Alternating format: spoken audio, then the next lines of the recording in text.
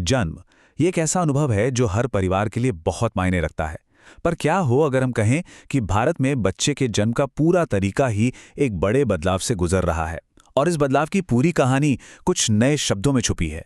आज हम इन्हीं शब्दों के मतलब को समझेंगे और ये भी जानेंगे कि ये भारत में मैटरनल हेल्थ के भविष्य को एक नया आकार कैसे दे रहे हैं।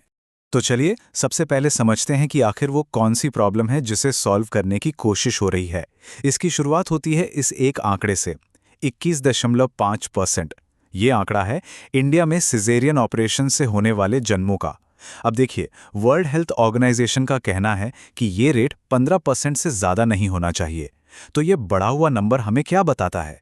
ये बताता है कि कई केसेस में शायद ज़रूरत से ज़्यादा मेडिकल दखलंदाजी हो रही है और बस यहीं से बदलाव की ज़रूरत महसूस होती है। तो फिर सवाल ये उठता है कि भारत जैसे बड़े देश में लाखों महिलाओं के लिए जन्म के इस अनुभव को बेहतर कैसे बनाया जाए।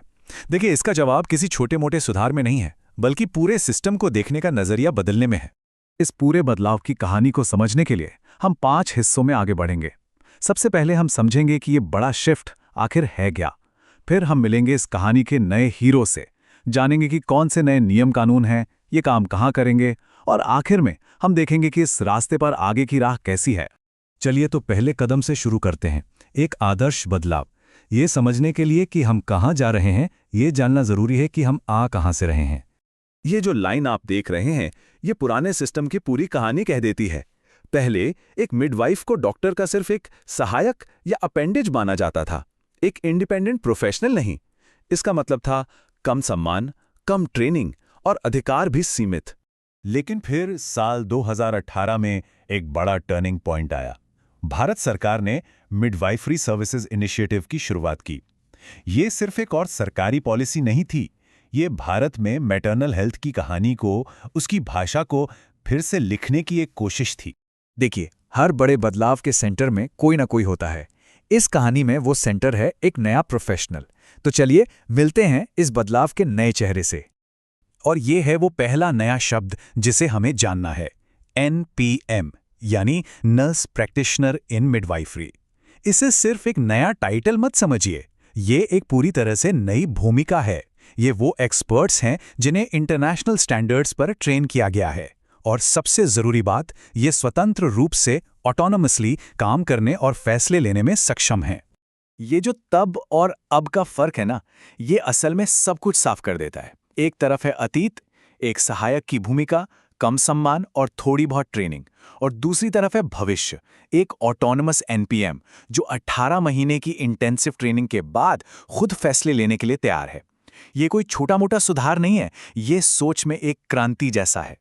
तो एक NPM काम कैसे करता है, उन्हें क्या चीज़ गाइड करती है, ये सब सिर्फ अनुभव पर नहीं छोड़ा गया है। इसके पीछे है एक नई रूल बुक, एक नई नियम पुस्तिका जो ग्लोबल स्टैंडर्ड्स और एक नई सोच पर आधारित है। और ये रूल बुक आधारित है ICM कॉम्पिटेंसीज पर। ICM मतलब इंटरनेशनल कॉन्फेडरेशन ऑफ मिडवाइफ्स। आसान भाषा में कहें तो भारत अब मिडवाइफरी के लिए दुनिया के सबसे बेहतरीन स्टैंडर्ड्स को अपना रहा है। इसका मतलब ये हुआ कि अब भारत में दी जाने वाली ट्रेनिंग और केयर दुनिया के बेस्ट प्रैक्टिसेस के बराबर होगी। और इस नए मॉडल के केंद्र में है एक नई सोच, एक नया दर्शन। इसके दिल में है रिलेशनशिप बेस्ड केयर। मतलब ये कि जन्म सिर्फ एक टेक्निकल प्रोसेस नहीं है, ये उससे कहीं ज़्यादा है। ये एक बहुत ही मानवीय अनुभव है। इसमें सारा जोर मिडवाइफ और महिला के बीच एक भरोसे का रिश्ता बनाने पर है। केयर वुमन सेंटर्ड हो जाती है, यानी फैसले उसके लिए नहीं बल्कि उसके साथ मिलकर लिए जाते हैं। तो एक NPM की एक्सपर्टाइज आखिर दिखती कैसी है? इसे आप 4 पिलर्स की तरह सोच सकते हैं। पहला, वो प्रोफेशनल हैं जो जवाबदेह हैं। दूसरा, वो प्रेगनेंसी की पूरी जर्नी के दौरान देखभाल करते हैं। तीसरा, वो एक सुरक्षित और सम्मानजनक जन्म को मुमकिन बनाते हैं। और कहानी यहीं खत्म नहीं होती। चौथा पिलर है जन्म के बाद माँ और बच्चे दोनों की देखभाल। ये एक कंप्लीट 360 डिग्री अप्रोच है। तो ठीक है, हमारे पास एक नया प्रोफेशनल है जो नए नियमों के हिसाब से काम कर रहा है, लेकिन ये लोग काम कहाँ करेंगे?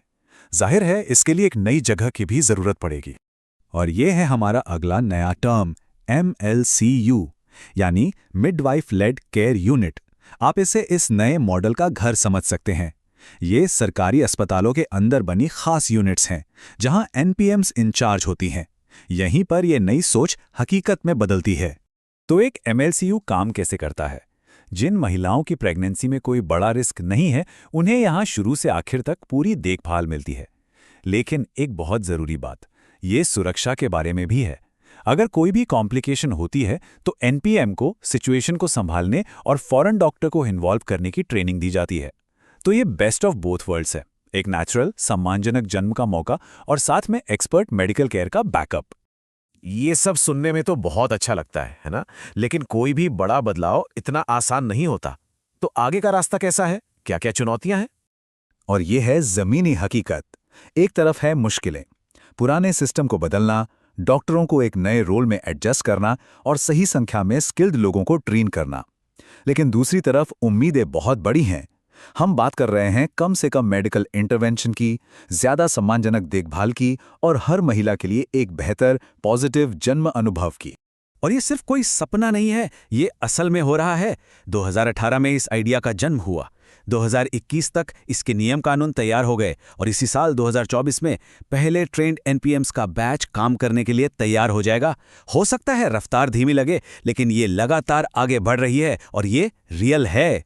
तो हम घूम फिर कर वहीं आ गए जहां से हमने शुरू किया था, शब्द एनपीएम, आईसीएम, एमएलसीयू। अब हम जानते हैं कि ये सिर्फ टेक्निकल शब्द नहीं है, ये एक नई सोच, एक नए सिस्टम के बिल्डिंग ब्लॉक्स हैं। लेकिन आखिरी सवाल अपनी जगह बना हुआ है, क्या ये नई भाषा, ये नई शब्दावली वाकई भारत में लाखों लोगों के लिए जन्म की हकीकत को बदल सकती है? ये तो सिर्फ वक्त बताएगा, पर एक बात तो तय है, एक नई कहानी लिखी जा रही है।